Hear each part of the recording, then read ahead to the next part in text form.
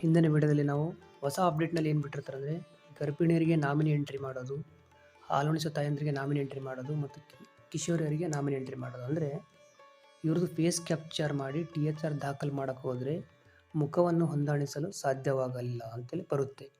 ಅದು ಯಾವ ರೀತಿ ಅಂದರೆ ಈ ರೀತಿ ತೋರಿಸ್ತದೆ ನೋಡಿ. ಈ ರೀತಿ ಫೇಸ್ ಕ್ಯಾಪ್ಚರ್ ಮಾಡಿ THR ದಾಖಲು ಮಾಡಬೇಕಾದ್ರೆ ಮುಖವನ್ನು ಹೊಂದಿಸಲು ಸಾಧ್ಯವಾಗಲ್ಲ ಅಂತೇಳಿ ಬರುತ್ತೆ. ಈ ರೀತಿ ಬರುತ್ತಿರೋದ್ರಿಂದ ಅವ್ರು ಏನು ಮಾಡಿದರು, ಗರ್ಭಿಣಿಯರಿಗೆ, ಬಾಣಂತಿಯರಿಗೆ ಮತ್ತು ಕಿಶೋರಿಯರಿಗೆ ನಾಮಿನಿ ತಂದರು. ಅಂದರೆ ಅವ್ರ ಬದಲಾಗಿ ಇನ್ನೊಬ್ಬರನ್ನ KYC ಫೇಸ್ ಕ್ಯಾಪ್ಚರ್ ಮಾಡಿ ಅವ್ರನ್ನ ಫೇಸ್ ಕ್ಯಾಪ್ಚರ್ ಮಾಡ್ಬೋದು ಅಂತೇಳಿ ನಾಮಿನಿ ತಂದಾರ. ಇವಾಗ ನಾವು ಇವರಿಗೆ ನಾಮಿನಿ ಯಾವ ರೀತಿ ದಾಖಲಿಸಬೇಕು, ಗರ್ಭಿಣಿಯರಿಗೆ ನಾಮಿನಿ ಯಾವ ರೀತಿ ದಾಖಲಿಸಬೇಕು, ಹಾಲುಣಿಸೋ ತಾಯಂದಿರಿಗೆ ನಾಮಿನಿ ಯಾವ ರೀತಿ ದಾಖಬೇಕು ಮತ್ತು ಕಿಶೋರಿಯರಿಗೆ ನಾಮಿನಿ ಯಾವ ರೀತಿ ದಾಖಲು ಮಾಡಬೇಕು ಎಂಬುದನ್ನು ಈ ವಿಡಿಯೋದಲ್ಲಿ ತಿಳಿಸಲಾಗುವುದು. ಇವಾಗ ನಾನು ಕಿಶೋರರಿಗೆ ಈ ರೀತಿ THR ದಾಖಲು ಮಾಡೋಕ್ಕೆ ಹೋದರೆ ಮುಖವನ್ನು ಹೊಂದಿಸಲು ಸಾಧ್ಯವಾಗಲಿಲ್ಲ ಅಂತೇಳಿ ತೋರಿಸ್ತದೆ. ಮೊದಲಿಗೆ ನಾನು ಈ ಕಿಶೋರರಿಗೆ ನಾಮಿನಿ ಯಾವ ರೀತಿ ದಾಖಲಿಸಬೇಕು ಎಂಬುದನ್ನು ತಿಳಿಸಲಾದ. ಮೊದಲಿಗೆ ಕಿಶೋರ ಮೇಲೆ ಪ್ರೆಸ್ ಮಾಡಿಕೊಳ್ಳುತ್ತೇನೆ. ಈ ರೀತಿ ಪ್ರೆಸ್ ಮಾಡಿಕೊಂಡಾಗ ನೋಡಿ ಭವಾನಿ ಅಂತೇಳಿ ಇವರಿಗೆ ನಾವು ನಾಮಿನಿ ಎಂಟ್ರಿ ಮಾಡಬೇಕಂದ್ರೆ ಇವ್ರದ್ದು ಮುಖ ಹೊಂದಿಸಲು ಸಾಧ್ಯವಾಗಲ್ಲ ಅಂತೇಳಿ ಪದೇ ಪದೇ ಬರ್ತಾ ಇದೆ. ಇವ್ರನ್ನ ನಾವೇನು ಮಾಡಬೇಕು, ನಾಮಿನಿ ದಾಖಲಿಸಬೇಕು. ನಾಮಿನಿ ದಾಖಲಿಸಲು ಎಲ್ಲಿಗೆ ಹೋಗ್ಬೇಕಂದ್ರೆ ಇಲ್ಲಿ 3 ಚುಕ್ಕಿ ಇವೆ ನೋಡಿ, ಈ 3 ಚುಕ್ಕೆ ಮೇಲೆ ಪ್ರೆಸ್ ಮಾಡಿಕೊಳ್ಳಬೇಕು. ಈ ರೀತಿ ಪ್ರೆಸ್ ಮಾಡಿಕೊಂಡಾಗ ನಾವು ಸ್ವಲ್ಪ ಇದನ್ನು ಮೇಲಕ್ಕೆ ಎಳಿಬೇಕು. ಅಂದರೆ ಕೆಳಗಡೆ ಇರುತ್ತೆ, ಅದು ಮೇಲೆ ಎಳಿಬೇಕು. ಈ ರೀತಿ ಎಳೆದಾಗ ಇಲ್ಲಿದೆ ನೋಡಿ, ಆ್ಯಡ್ ನಾಮಿನಿ ಫಾರ್ THR ಅಂತಿದೆ ನೋಡಿ. ಅಂದರೆ ಇಲ್ಲಿದೆ ನೋಡಿ, ಆ್ಯಡ್ ನಾಮಿನಿ ಫಾರ್ THR ಅಂತ ಇದ್ರ ಮೇಲೆ ಪ್ರೆಸ್ ಮಾಡಿಕೊಳ್ಳಬೇಕು. ಈ ರೀತಿ ಪ್ರೆಸ್ ಮಾಡಿಕೊಂಡಾಗ ಇಲ್ಲಿ ಇಂಪಾರ್ಟೆಂಟ್ ಇನ್ಫಾರ್ಮೇಷನ್, ನೀವು ಈ ಕೆಳಗೆ ಫಲಾನುಭವಿ ಪರವಾಗಿ ಮನೆಗೆ ಪಡಿತರವನ್ನು ಪಡೆಯಲು ನಾಮಿನಿಯನ್ನು ಸೇರಿಸುತ್ತೀರಿ. ಅಂದರೆ ಈ ಫಲಾನುಭವಿ ಪರವಾಗಿ ಇನ್ನೊಬ್ಬರು ನಾಮಿನಿಯನ್ನು ಹಾಕಬೇಕು. ಇಲ್ಲಿ ನಾಮಿನಿಯನ್ನು ಸೇರಿಸಲು ಫಲಾನುಭವಿಯ ಒಪ್ಪಿಗೆ, ಫಲಾನುಭವಿ OTP ಕಳಿಸಲಾಗುತ್ತದೆ ಮತ್ತು ಮೊಬೈಲ್ ಸಂಖ್ಯೆ 4 ಕೊನೆಯ ಸಂಖ್ಯೆ ಬರುತ್ತೆ. ಅದು ಯಾವ ಮೊಬೈಲ್ ಸಂಖ್ಯೆ ಎಂಬುದು ನಿಮಗೆ ಪರಿಚಯ ಇರಬೇಕು. ಆವಾಗ ಆ ಮೊಬೈಲ್ ನಂಬರ್ಗೆ ಏನಾಗ್ತದೆ, 4 ಸಂಖ್ಯೆಯ OTP ಹೋಗುತ್ತೆ. ಅವಾಗ ಇಲ್ಲಿ ನೋಡಿ, ನಾಮಿನಿಯನ್ನು ಆನ್ ಬೋರ್ಡಿಂಗ್ ಮಾಡಲು ಕಡ್ಡಾಯ ಅವಶ್ಯಕತೆ ಏನು ಬೇಕಂದರೆ ನಾಮಿನಿಯ KYC ಮಾಡಿಕೊಳ್ಬೇಕು. KYC ಮಾಡ್ಬೇಕಂದ್ರೆ ಅವ್ರದ್ದು ಮೊಬೈಲ್ ಆಧಾರ್ ನಂಬರಿಗೆ ಲಿಂಕ್ ಆಗಿರೋ ಮೊಬೈಲ್ ನಂಬರಿಗೆ OTP ಹೋಗುತ್ತೆ ಮತ್ತು ಅವ್ರದ್ದು ಫೇಸ್ ಕ್ಯಾಪ್ಚರ್ ಮಾಡಬೇಕು. ನಾಮಿನಿದು ಫೇಸ್ ಕ್ಯಾಪ್ಚರ್ ಮಾಡಬೇಕು. ಇದು ಇಷ್ಟು ಮಾಹಿತಿ ಆಯಿತು. ಕೆಳಗಿದೆ ನೋಡಿ, ಅರ್ಥವಾಯ್ತು ಅಂತ ಇದ್ರ ಮೇಲೆ ಪ್ರೆಸ್ ಮಾಡಿಕೊಳ್ಬೇಕು. ಈ ರೀತಿ ಪ್ರೆಸ್ ಮಾಡಿದಾಗ ನಮಗೆ ನಾಮಿನಿ ಆಲ್ರೆಡಿ ಫಲಾನುಭವಿ ಮೊಬೈಲ್ ನಂಬರ್ ಯಾವತ್ತು ದಾಖಲು ಮಾಡಿರುತ್ತೆ ಆ ಮೊಬೈಲ್ ನಂಬರ್ಗೆ OTP ಹೋಗುತ್ತೆ, 4 ಸಂಖ್ಯೆಯ OTP ಹೋಗುತ್ತೆ. ಕೆಳಗೆ ರಿಕ್ವೆಸ್ಟ್ OTP ಅಂತಿದ್ದಾರದ ಮೇಲೆ ಪ್ರೆಸ್ ಮಾಡಿಕೊಳ್ಬೇಕು. ಈ ರೀತಿ ಪ್ರೆಸ್ ಮಾಡಿಕೊಂಡಾಗ ಆ ಮೊಬೈಲ್ ನಂಬರ್ಗೆ OTP ಹೋಗಿರುತ್ತೆ. ಆ 4 ಸಂಖ್ಯೆಯ OTPನ ಇಲ್ಲಿ ದಾಖಲಿಸಬೇಕು. ನಾನು ಇವಾಗ ದಾಖಲಿಸ್ತಾ ಇದ್ದೀನಿ. ಇವಾಗ ಇಲ್ಲಿ 4 ಸಂಖ್ಯೆ OTP ಬಂದಿದೆ. ಆ OTPನ ಇಲ್ಲಿ ದಾಖಲು ಮಾಡ್ತಾ ಇದ್ದೀನಿ. ಈ OTP ದಾಖಲು ಮಾಡಿದ ತಕ್ಷಣ ಕೆಳಗೆ ವೆರಿಫೈ ಅಂತ ಬರುತ್ತೆ ನೋಡಿ, ಕೆಳಗಡೆ ವೆರಿಫೈ ಅಂತ, ಆ ವೆರಿಫೈ ಮೇಲೆ ಪ್ರೆಸ್ ಮಾಡಿಕೊಳ್ಬೇಕು. ವೆರಿಫೈ ಪ್ರೆಸ್ ಮಾಡಬೇಕು. ಈ ರೀತಿ ಪ್ರೆಸ್ ಮಾಡಿದಾಗ ಕನ್ಸಲ್ಟೆಂಟ್ ನಾಮಿನಿ ಕನ್ಸಲ್ಟೆಂಟ್ ಬರುತ್ತೆ. ಕೆಳಗಡೆ ಎಕ್ಸ್ಪೆಕ್ಟ್ ಅಂತೇಳಿ ಬರುತ್ತೆ ನೋಡಿ, ಎಕ್ಸ್ಪೆಕ್ಟ್ ಮಾಡಿಕೊಳ್ಬೇಕು. ಅದ್ರ ಮೇಲೆ ಪ್ರೆಸ್ ಮಾಡಬೇಕು. ತಕ್ಷಣ ನಾಮಿನಿ ಯಾರು ಕೊಡ್ತಾ ಇದ್ದೀವಿ ಅವ್ರದ್ದು ಆಧಾರ್ ನಂಬರ್ ದಾಖಲು ಮಾಡಬೇಕು. ಇಲ್ಲಿದೆ ನೋಡಿ, nominee Aadhaar, please enter the Aadhaar number of the nominee pressed. ಇಲ್ಲಿ ಆಧಾರ್ ನಂಬರ್ ಅಂತಿದೆ ನೋಡಿ, ಅದ್ರ ಮೇಲೆ ಪ್ರೆಸ್ ಮಾಡಿ ಆಧಾರ್ ನಂಬರ್ ದಾಖಲು ಮಾಡಬೇಕು. ಇವಾಗ ನಾಮಿನಿ ಯಾರು ಕೊಡ್ತಾ ಇದ್ದೀವಿ ಅವ್ರದ್ದು ಆಧಾರ್ ನಂಬರ್ ನಾನು ದಾಖಲು ಮಾಡ್ತಾ ಇದ್ದೀನಿ. ಎಂಟ್ರಿ ಮಾಡಿದ ತಕ್ಷಣ ರಿಲೇಷನ್ಶಿಪ್ ವಿತ್ ಬೆನಿಫಿಷಿಯರಿ, ಅಂದರೆ ಕಿಶೋರಿಯರಿಗೆ ಇವರು ನಾಮಿನಿ ಆಗ್ತಿದ್ರಲ್ಲ, ರಿಲೇಷನ್ಶಿಪ್ ಏನಾಗಬೇಕು, ಅಜ್ಜ ಆಗಬೇಕು, ಅಜ್ಜಿ ಆಗಬೇಕು ಅಂತೇಳಿ ಬರುತ್ತೆ ನೋಡಿ, ಅದನ್ನು ಸೆಲೆಕ್ಟ್ ಮಾಡಿಕೊಳ್ಬೇಕು. ಪ್ರೆಸ್ ಮಾಡಿದಾಗ ಇಲ್ಲಿದೆ ನೋಡಿ, ಸಿಸ್ಟರ್ ಅವ್ರ ತಂಗಿ ಆಗಬೇಕು ಅಥವಾ ಮದರ್ ಅಂದರೆ ತಾಯಿ ಆಗಬೇಕು, ಬ್ರದರ್ ಅಣ್ಣ ಆಗಬೇಕು, ಫಾದರ್ ತಂದೆ ಆಗಬೇಕು, ಆಂಟಿ ಅಂಕಲ್, ಗ್ರ್ಯಾಂಡ್ ಮದರ್ ಅಂದರೆ ಅಜ್ಜಿ ಅಜ್ಜ. ಇಲ್ಲಿ ನಾವೇನು ಮಾಡ್ತೀವಿ, ಗ್ರ್ಯಾಂಡ್ ಮದರ್ ಆಗ್ತಾಯಿದ್ದೀವಿ ಅಂದರೆ ಗ್ರ್ಯಾಂಡ್ ಮದರ್ ಸೆಲೆಕ್ಟ್ ಮಾಡಿ, ಅಂದರೆ ಅಜ್ಜಿನ ಸೆಲೆಕ್ಟ್ ಮಾಡ್ತಾಯಿದ್ದೀವಿ. ಸೆಲೆಕ್ಟ್ ಮಾಡಿಕೊಂಡು ಪ್ರೊಸೀಡ್ ಅಂತಿದೆ ಕೆಳಗಡೆ, ಪ್ರೊಸೀಡ್ ಅಂತಿದೆ ಅದ್ರ ಮೇಲೆ ಪ್ರೆಸ್ ಮಾಡಿಕೊಳ್ಬೇಕು. ಈ ರೀತಿ please check completed proceed KYC using the Aadhaar number ಅಂತ ಆಯಿತು. ಅಂದರೆ ಇವಾಗ ನಾವೇನು ಮಾಡಬೇಕು, KYC ಮಾಡಲು ಮುಂದಿನ ಸ್ಟೆಪ್ಪನ್ನು ಪಾಲನೆ ಮಾಡಬೇಕು. ಈ ಮುಂದಿನ ಸ್ಟೆಪ್ ಏನಂದರೆ ಪ್ರೊಸೀಡ್ ಟು KYC. ಅಂದರೆ KYC ಮೀನ್ಸ್ ಆಧಾರ್ ಕಾರ್ಡ್ಗೆ ಲಿಂಕ್ ಇರೋ ಮೊಬೈಲ್ ನಂಬರಿಗೆ OTP ಹೋಗುತ್ತೆ. ಆ OTPನ ದಾಖಲು ಮಾಡಬೇಕಾಗುತ್ತೆ. ಈ ಪ್ರೊಸೆಸ್ ಟು KYC ಪ್ರೆಸ್ ಮಾಡಬೇಕು. ಪ್ರೆಸ್ ಮಾಡಿದಾಗ ನಂತರ ನಾಮಿನಿಯ ಮತ್ತೊಂದು ಸಲ ಆಧಾರ್ ನಂಬರ್ ದಾಖಲು ಮಾಡಬೇಕು. ಎಂಟರ್ದ ಆಧಾರ್ ನಂಬರ್ ಅಲ್ಲಿ ದಾಖಲು ಮಾಡಬೇಕು. ಆಧಾರ್ ನಂಬರ್ ನಾಮಿನಿ ದಾಖಲು ಮಾಡಿದ ನಂತರ ಈ ಕ್ಯಾಪ್ಚರ್ನ ಅಲ್ಲಿ ದಾಖಲು ಮಾಡಬೇಕು.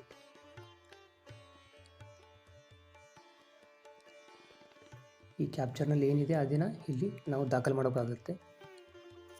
ದಾಖಲು ಮಾಡಿದಾಗ ಕೆಳಗಡೆ ನೆಕ್ಸ್ಟ್ ಅಂತಿದೆ ನೋಡಿ, ಅದರ ಮೇಲೆ ಪ್ರೆಸ್ ಮಾಡಬೇಕು.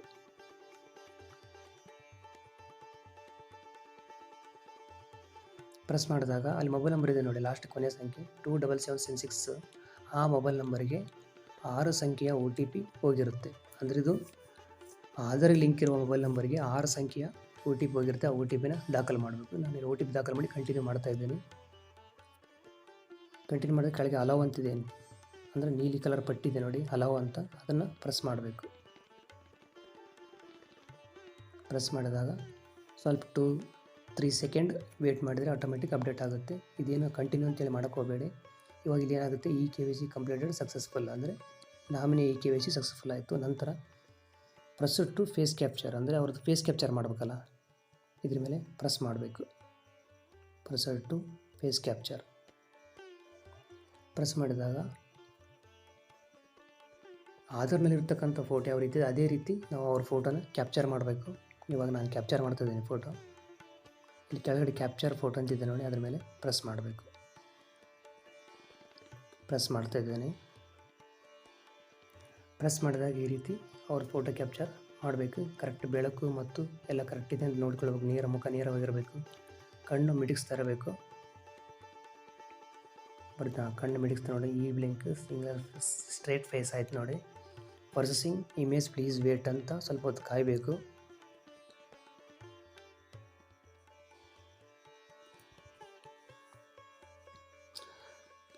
ಈ ರೀತಿ ಕಾಯ್ದ ನಂತರ ಈ ಫೋಟೋ ನಾವೇನು ಮಾಡಬೇಕು, ವೆರಿಫೈ ಮಾಡಬೇಕು. ಈಗ ಇಲ್ಲಿ ಕೆಳಗಡೆ ವೆರಿಫೈ ಫೋಟೋ ಅಂತೇಳಿ ಬರುತ್ತೆ. ಈ ರೀತಿ ಬಂತು ನೋಡಿ. ಇವಾಗ ನಾವು ವೆರಿಫೈ ಫೋಟೋ ಮೇಲೆ ಪ್ರೆಸ್ ಮಾಡಿಕೊಳ್ಬೇಕು. ಪ್ರೆಸ್ ಮಾಡಬೇಕು ಅದ್ರ ಮೇಲೆ. ಈ ರೀತಿ ಪ್ರೆಸ್ ಮಾಡಿದಾಗ ಅಲ್ಲಿ ಮೇಲುಗಡೆ ವೆರಿಫೈಂಗ್ ಫೋಟೋ ಆಗ್ತಾಯಿದೆ. KYC database please wait ಅಂತ ಹೇಳ್ತಾ ಇದೆ. ಅಲ್ಲಿ ಫೋಟೋ ವೆರಿಫೈ ಆಗುವವರೆಗೂ ನಾವು ಕಾಯಬೇಕಾಗುತ್ತೆ. ಈ ರೀತಿ ಆಗುತ್ತೆ ನೋಡಿ.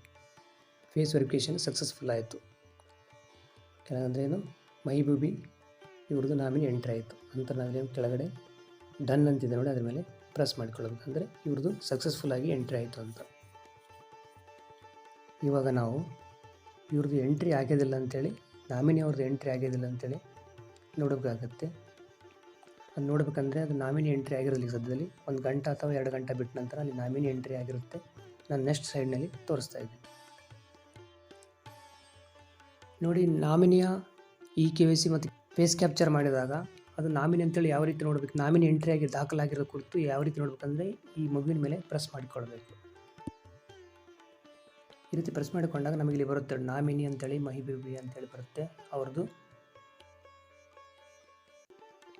ಆಧಾರ್ ನಂಬರ್ ಬರುತ್ತೆ. ಅವ್ರು ಯಾರು ಅಂತೇಳಿ ಅಜ್ಜಿ ಅಂತೇಳಿ ಬರುತ್ತೆ. ಈ ರೀತಿ ನಾಮಿನಿ ಎಂಟ್ರಿ ಮಾಡಿದಾಗ ಈ ರೀತಿ ನೋಡ್ಬೋದು. ಅವ್ರದ್ದು ನಾಮಿನಿ ಎಂಟ್ರಿ ಆಗೋದಿಲ್ಲ ಅಂದರೆ ಮಗುವಿನ ಪ್ರೊಫೈಲ್ ಮೇಲೆ ಪ್ರೆಸ್ ಮಾಡಿ. ಇವಾಗ ನಾವು ಇವ್ರದ್ದು THR ಹಾಕಬೇಕು. ಈಗ ಅಂದರೆ ಅವ್ರ ಮುಖನೂ ಹೊಂದಿಸಲು ಸಾಧ್ಯವಾಗಿಲ್ಲ ಅಂದ ಕಿಶೋರ್ದು ಆಗ್ತಾಯಿದೆ. ಈಗ ನಾಮಿನಿ ಎಂಟ್ರಿ ಮಾಡಿವಿ, ನಾಮಿನಿಯ THR ದಾಖಲು ಮಾಡಬೇಕು. ನಾಮಿನಿ ಫೇಸ್ ಕ್ಯಾಪ್ಚರ್ ಕೊಟ್ಟು ಈಗ ನೆಕ್ಸ್ಟ್ ನಾವು ಎಲ್ಲಿಗೆ ಹೋಗ್ತಾಯಿದ್ದೀವಿ ಅಂದರೆ THR ದಾಖಲು ಮಾಡಲು ಹೋಗ್ತಾಯಿದ್ದೀವಿ. ಓಕೆ, ಇವಾಗ ನಾವು ನಾಮಿನಿ ದಾಖಲು ಮಾಡಿದ್ವಿ. ನಾಮಿನಿ ದಾಖಲು ಮಾಡಿದ್ಮೇಲೆ ಇವ್ರಿಗೆ ನಾವು ಏನು ಮಾಡಬೇಕು, THR ದಾಖಲು ಮಾಡಬೇಕು.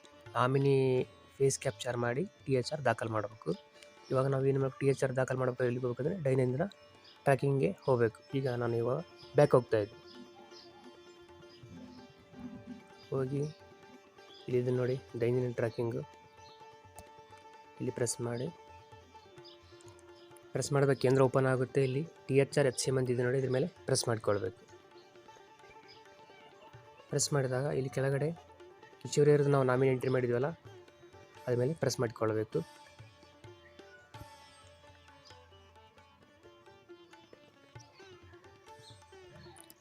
ನೋಡಿ, ಇನ್ನು ಇವರಿಗೆ THR ದಾಖಲು ಮಾಡಿರೋದಲ್ಲ, ಇಲ್ಲಿ ನೋಡಿ THR 0 days ಅಂತಿದೆ. ಇವರಿಗೆ ನಾವು ಮುಂದೆ ನೀಲಿ ಕಲರಲ್ಲಿ THR ಅಂತಿದೆ ನೋಡಿ, ಇದ್ರ ಮೇಲೆ ಪ್ರೆಸ್ ಮಾಡಿಕೊಳ್ಬೇಕು. ಈ ರೀತಿ ಪ್ರೆಸ್ ಮಾಡಿ 25 ದಿನಗಳಂತೇಳಿ ಸೆಲೆಕ್ಟ್ ಮಾಡಿಕೊಳ್ಬೇಕು. ಪಾಕೆಟ್ 1 ಅಂತೇಳಿ ಆಯ್ಕೆ ಮಾಡಿಕೊಳ್ಬೇಕು. ನಂತರ ಇಲ್ಲಿದೆ ನೋಡಿ, ಇದು ಫಲಾನುಭವಿಯ ಫೇಸ್ ಕ್ಯಾಪ್ಚರ್ ಮಾಡೋದು. ಇದು ನಾಮಿನಿ ಈಗ ಎಂಟ್ರಿ ಮಾಡಿಲ್ಲ ಮೈಬೂಬಿ ಅಂತೇಳಿ, ಇವ್ರದ್ದು ನಾವು ನಾಮಿನಿ ಅಂತೇಳಿ ಬಂದಿರುತ್ತೆ ಇಲ್ಲಿ ಕೆಳಗಡೆ. ಇದು ಫಲಾನುಭವಿ ಮಾಡೋಕ್ಕೆ ಹೋದರೆ ಮುಖ ಹೊಂದಾಣಿಕೆ ಆಗುತ್ತಿಲ್ಲ ಅಂತೇಳಿ ಹೇಳ್ತಾ ಇದೆ. ನಂತರ ನಾವೇನು ಮಾಡಿದ್ವಿ, ನಾಮಿನಿ ಎಂಟ್ರಿ ಮಾಡಿದ್ದೀವಿ. ನಾಮಿನಿನ ಫೇಸ್ ಕ್ಯಾಪ್ಚರ್ ಮಾಡೋಕ್ಕಾಗುತ್ತೆ. ಇಲ್ಲಿ ಮುಂದ್ಗಡೆ ಏನಿದೆ ಇಲ್ಲಿ ಪ್ರೆಸ್ ಮಾಡಿ ಇದ್ರ ಮೇಲೆ ಸೆಲೆಕ್ಟ್ ಮಾಡಿಕೊಂಡು ಈ ರೀತಿ ಸೆಲೆಕ್ಟ್ ಮಾಡಿಕೊಂಡು ಕೆಳಗಡೆ ಪ್ರಕ್ರಿಯೆ ಅಂತಿದೆ ನೋಡಿ, ಪ್ರಕ್ರಿಯೆ ಅಂತೇಳಿ ಮೇಲೆ ಪ್ರೆಸ್ ಮಾಡಿಕೊಳ್ಬೇಕು. ನಂತರ ಫೇಸ್ ಕ್ಯಾಪ್ಚರ್ ಮಾಡಬೇಕು ಅವ್ರದ್ದು. ಇವಾಗ ನಾನು ಇವ್ರದ್ದು ಫೇಸ್ ಕ್ಯಾಪ್ಚರ್ ಮಾಡ್ತಾ ಇದ್ದೀನಿ.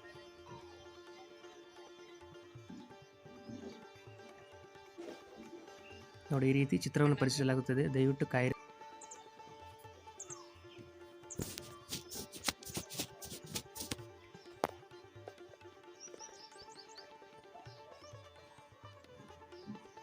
ನೋಡಿ, ಮುಖವನ್ನು ದೃಢೀಕರಿಸಲಾಗಿದೆ.